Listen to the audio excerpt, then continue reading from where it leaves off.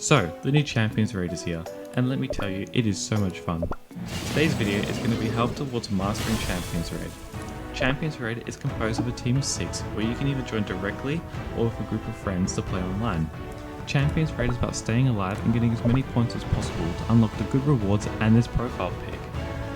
I'd recommend partying up with your guildmates to participate in the Call to Arms guild event, so you can get a free 1k gems if you finish in the top 20. If you can't, that's okay as well, free gems is free gems at the end of the day. In the exchange shop, I'd recommend saving up for the super rip equipment only if you're trying to buy Blackberry. If you're not trying to use Blackberry or build Blackberry, nothing in here is really good for you, so I'd recommend just saving your medals for the next time the shop refreshes or updates.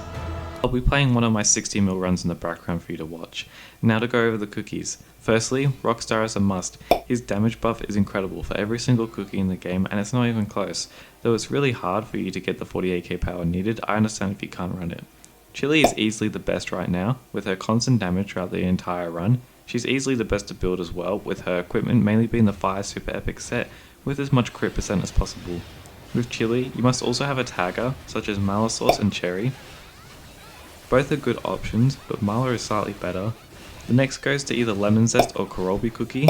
Both are very good options, with Lemon Zest's new buff increasing his damage by a lot, and kohlrabi is very good at DPS too. Lemon Zest must have Wizard as a tagger, and kohlrabi must have Alchemist as a tagger.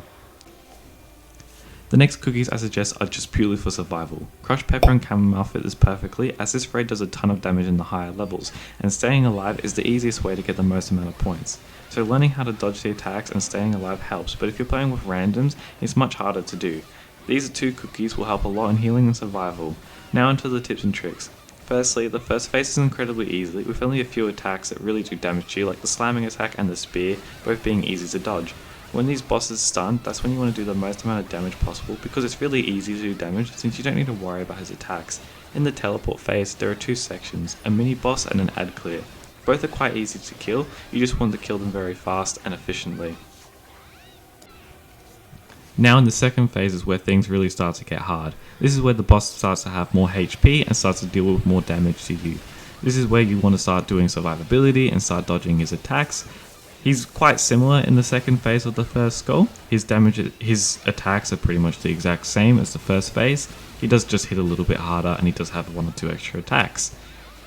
The second skull is where things really start to change. In this phase, you're going to be targeted the entire time by these lightnings that strike down throughout the entire phase. At the beginning, they won't spawn as often, but as you progress throughout the entire skull, it'll start to get even faster, until you can't really stand to damage the boss and you have to constantly move. My suggestion for this bit is to just walk around in circles, like I'm doing in the video here. It's the best way to avoid dealing damage to your teammates, as if you're running in certain directions, you may cross paths with other cookies and you might damage the other teammates and then they'll die as well, which is not what you want. So running in circles is my best suggestion. If you can't run in circles, just stay towards the very outside of the map and try to look ahead of you to make sure you don't run into anyone. After you survive the circles, his attack pattern stays the same as it was in the first skulls. This is where you just want to do the damage, and everything starts to do a little bit more damage to you as well. If you've managed to kill the second skulls, you go into the third skulls where his attack pattern completely changes. And much like the raid this week, he begins to suck you up into the middle where you can't really escape it unless you dash away, but this is where you don't want to do that, you just want to do as much damage as possible. To begin, he's going to target 2 out of the 6 cookies with a homing attack.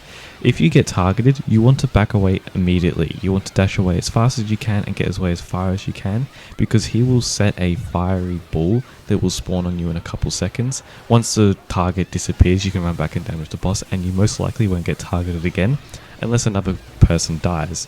If you run away, he will activate the fireball far away from all your cookies, so you can have more room to dodge and more room to do damage.